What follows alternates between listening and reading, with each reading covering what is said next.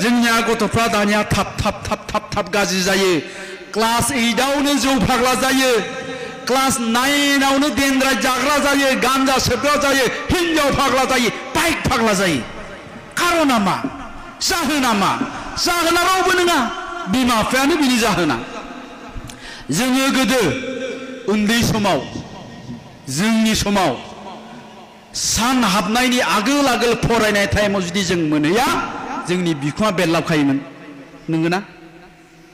जोंनि बिखुङा बेरलाबखायो सान हाबनायनि सिगां जुदि न'आव मोनहैयाब्ला। दा जों मा नुयो? दा जोंनि फिसाफ्रा हरनि 12टा, हरनि 2टा, 2:30, 3टायाव न'आव फैयो। फैगोना फैया? हरनि 3टायाव न'आव हाबफैयो जोंनि फिसाफ्रा। अखानायै बे गथ'आ 12टासिम उन्दुयो। बिमा बिफाया खिन्थु जेबो बुङा। कुनु दिन सोङा बिमा बिफाया, दिनै मोनायाव 3टा बाजिसिम नों बहा दङमोन? सोङा, कुनु सोङा। बरनसे बे गथ'आ अखानायै 12टायाव सिखारनानै मा बुङो बिमाखौ? आइलै मा होनो बुजिखोनो मोना। मा होनदों फाग्ला? मावदों थाव गैयालै, बाइकआव फैसा दानि बाइकआव थाव सोनो फैसा गैया। थाव सोनो फैसा गैया।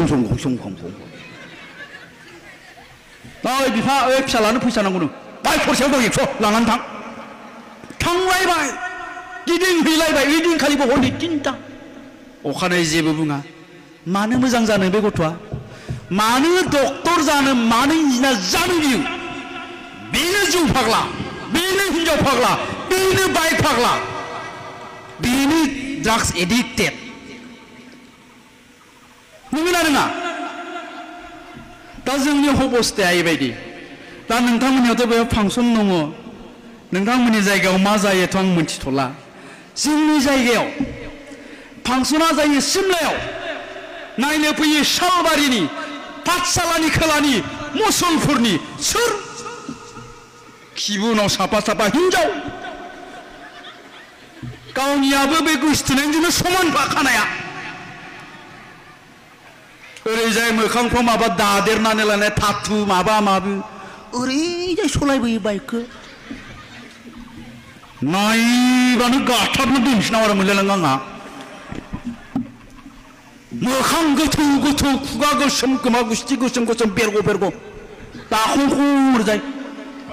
बाइकआ बिराद गिदिर, सलायबाथाय मोख्रा सलायनाय बायदि नुयो बाइकखौ।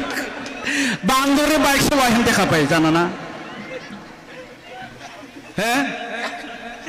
नोंसोरो बे फांसनाव फैना मा खालामफैयो? फारसेथिं जौ बथल, फारसेथिं सिगारेट लागाव। खाथियाव सोर गिदिर मानसि दं बेजों जेबो सोमोन्दो गैया, अभद्र। मिथिबाय?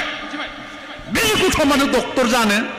आरो बे गथ'खौ बिमा बिफाया अखानायै सोङा, हरनि 3टासिम बहा थालायामोन? सोरबा खोन्थाफैयोब्ला खोन्थाग्राखौ उल्था रागा जोङो। बेबायदिजों कुनुदिन जोंनि फिसाया मोजां जानाय नङा। आरो नोंथांमोननि न'खरावबो जेबो सोलायनाय फैया, चेन्ज फैनाय नङा।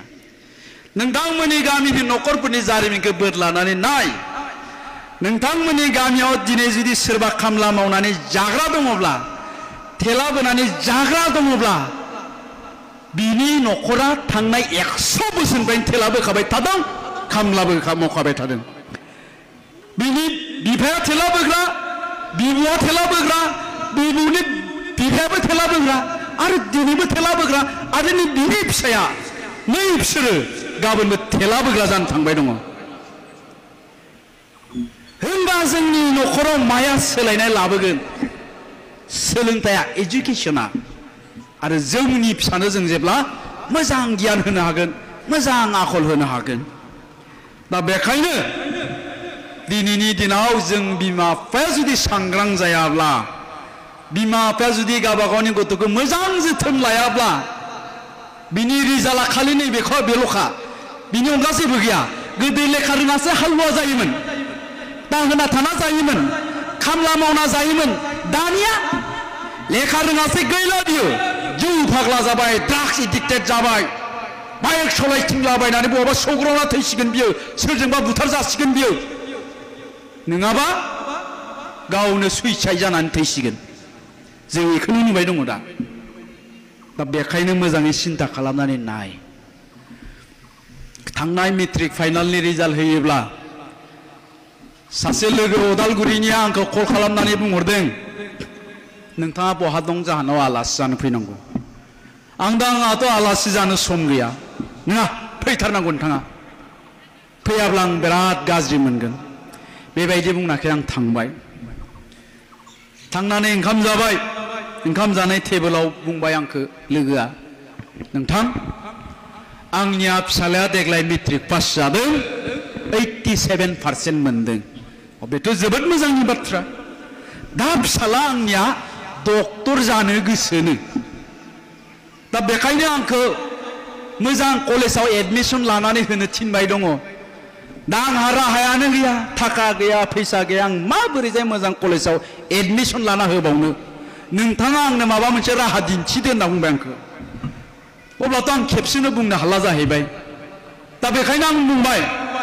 आं सानथामसो उनाव नोंथांनो कल खालामहरफिनगोन बेबायदि होननानै आं फैबाय फैना सानथाम उनाव आं बेनो फन खालामदों फन खालामना बुंहरदों आङो बुंहरनो हानाय जादों नोंथां नोंथांनि गथ'नि 2 बोसोरनि फरायनायनि थाखाय नोंथाङा थाइसेबो थाखा गारनो नांला आं मोनसे कलेजाव रायलायबाय खालि नोंथाङा थानायनि नामाव 1500 थाखाल' हो बे 2 बोसोरा थाइसेबो थाखा गारनांला अब्ला आंखौ बुंहरबाय हाब गोजोन्थों नोंथां थेंक इउ भेरि माच नोंथाङा आंखौ बिराद गिदिर मदद होबाय अब्ला फिसालायाबो बिफानि मबाइलजों आंखौ रायलायबाय थेंक इउ आंकोल सानसे बेलासि आं नोंनि खाथियाव डक्टर जानानैसो ओंखारहैगोन होननानै आंखौ बुंदों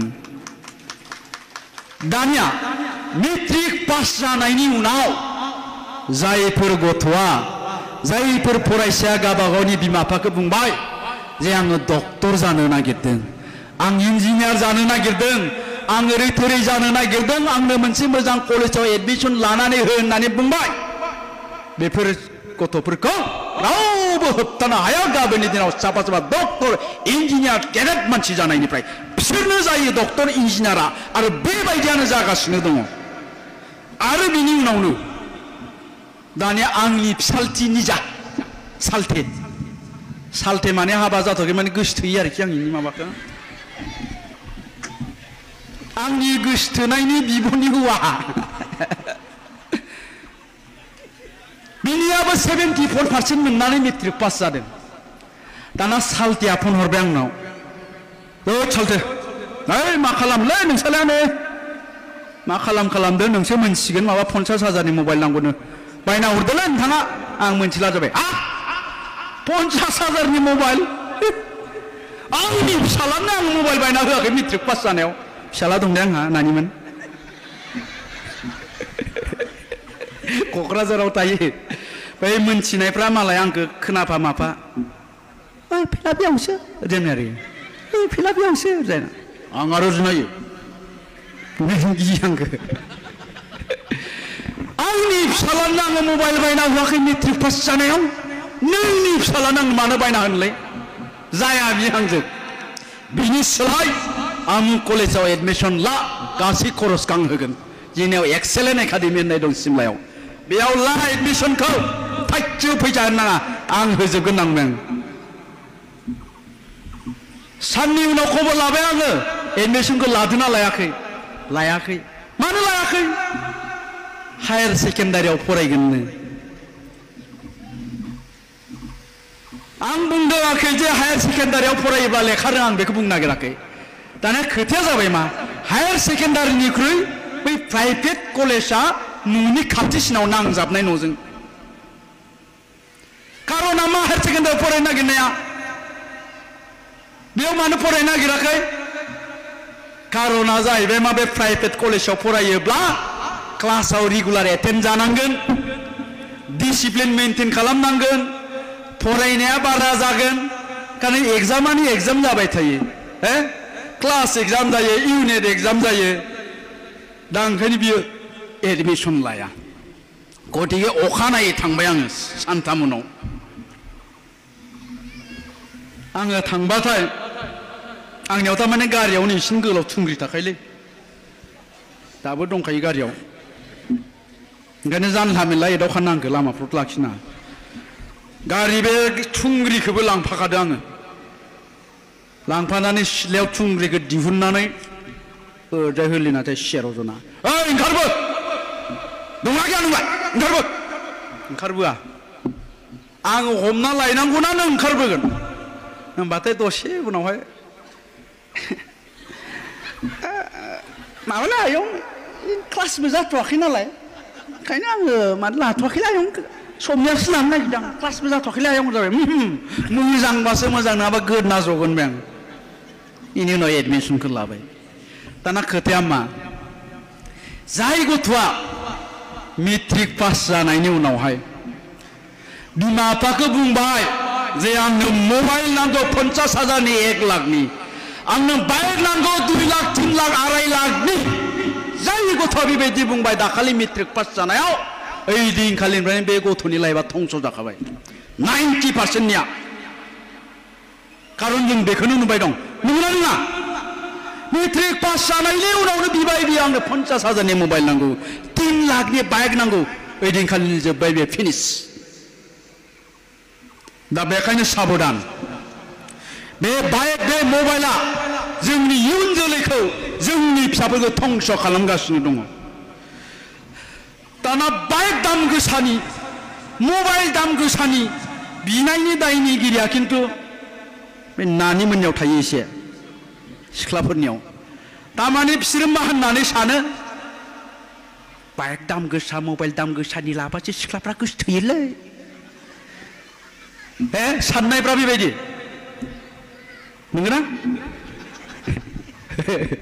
दा ओंखायनो बिसोरनो दाम गोसानि बाइक दाम गोसानि मबाइल नागिरो आरोखि बेखौनो गोसोआव लाखियो जारौमोन सनाफोर नों जायखौ दा गोसोथोदों बाइक दाम गोसा मबाइल दाम गोसा लाग्राया बे जौबो लोङो बे लेखा फराया मिथिबाय आरो बेजों हाबा जानांगौबा नोंनि लाइफआ धंस जाबाय मिथिबाय बेखायनो आं बुङाखै दे गासिबो बाइक लाग्राफ्रा गाज्रि होननानै बे सेंग्राफ्रा गाज्रि मोनलायगोन बांसिनानो मिथिबाय बांसिनानो दा ओंखायनो आङो बुंदों जोंनि लाइमोनफोरखौ नैबे बुब्लिया नैबे टाइमानो जाहैबाय गावनि जिउखौ दानायनि मोनसे बेस्ट टाइम गावनि जिउनि लामाखौ दानानै सोरजिना लानायनि साबसिन समय बेनिखाय आरो साबसिन सम गैला बे बारग'लाङोब्लाथाय ओजोंहाय गैलिया दा बेखायनो बे समखौ आद्रि दा खालाम बेबायदि बैसोआव नोंगौ खालि रंजा बाजा आला दिङा ओरै ओरै देखायनोखौल' लुबैयो दा खोथाया जाबाय मा रंजाबाय था बाजाबाय था बिफायानो बाइक होदों बिफायानो मबाइल होदों थाखा फैसा गिदिंबाय था गिदिंबाय था गिदिंबाय था गोसोथोनाया इखौ लाज्लांलाय इखौ गारलाय इखौ लाज्लाय इखौ गिदिंबाय गिदिंबाय था गिदिंबाय था गिदिंबाय था 28 बोसोर जाबाय 30 बोसोर जाबाय हाबा खालामबाय नङाबा सोरजोंबा हरफा जाबाय अखानायैनिफ्रायनो सेस दा जों इखौनो नुबाय दङ नोंगोना नङा देनाय दा बेखायनो होनदों खस्थ' खालाम 25 बोसोरसिम 25 बोसोरसिम खस्थ' खालाम आरोबाव 50 बोसोर आलो गोजोनै जा गारि मटर न' बां थाखा फैसा जेनिबो आंखाल गैया